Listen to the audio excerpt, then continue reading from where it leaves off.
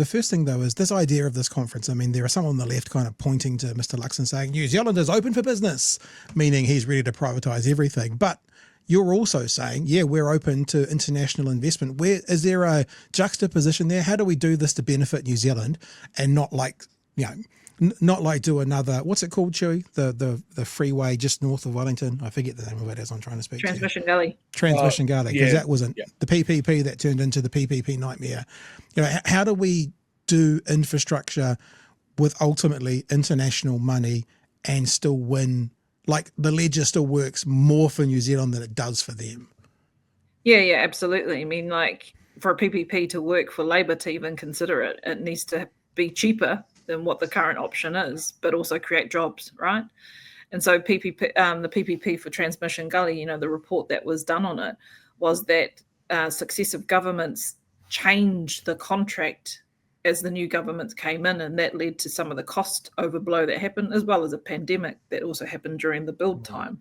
So my thing has always been get it right at the start, so that and this is where that bipartisan stuff is starting to come through a lot, and we're calling on the government to brief us, because it's like we want to have a considered position, because we know the impact of when you stop and start projects. You fellas stopped and started a whole bunch of projects. We've got 13,000 less construction roles. We've got 72,000 Kiwis that have left our shores. So get it right from the start, so that we have this long-term sustainable investment in New Zealand that creates jobs, keeps the benefits, and actually it's not just a plunder of our assets and taking the profits offshore. Can I ask you an honest question then? Because you set up a very good frame of getting it right from the start. Does that mean Labor kind of cocked up the ferries as well? Because that seems like at the start it was set up to be a certain thing, and then it expanded, and then it expanded, and we all know that it's not what they're pointing it to be, but it's it's infrastructure around the wharfs and stuff. Was that not set up very well at the start either? It was some of the information around the geotechnical work that needed to be done.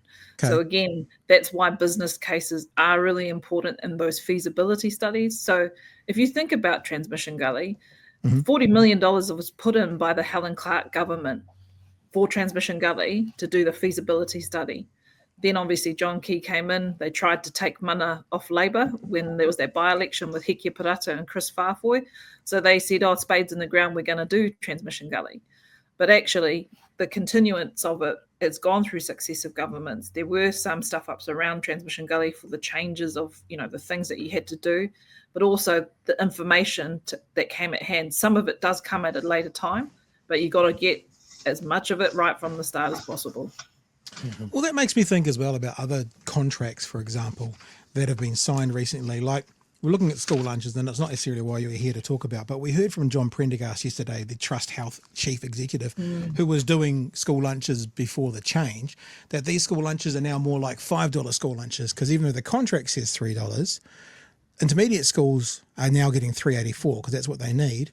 And then schools are getting more money for the delivery, and then schools are getting more money for the cleanup. So is that an example? Because what I want to do is, so please, business daddy, who is the best negotiator in the country, show us these contracts that say $3 meals. Why the hell are we paying $5? I mean, you need to pay $5, but based on what they want to do, what they say they can do, they're not obviously doing that at the moment because costs have gone out. Is that another example of not doing the work at the start and then having to pay more at the end? Well, absolutely, for school lunches, right? And when Labor brought that in, it was a pilot first before it was extended to everyone else. There was a range of which we funded it from between $5 to $8.50. Yep. And then this government said, well, we're going to shave off $130 million, and because we've spoken to these people, we can get it for $3. But it was clear they didn't actually think about, okay, well, who's going to deliver the food? Who's going to distribute it within the schools? Because there was clear, that's why you have a pilot program. So it was a definite fail by this government for a government that claims they're going to deliver things better. Yeah, we heard from a principal they were paying between $1,500 and $2,000 a week. It was the week, Chewie, just to get people in the school in charge of delivering the meals around and taking care of it. So that's actually another, let's just split the middle and say $90,000 a year of costs that aren't on National's ledger.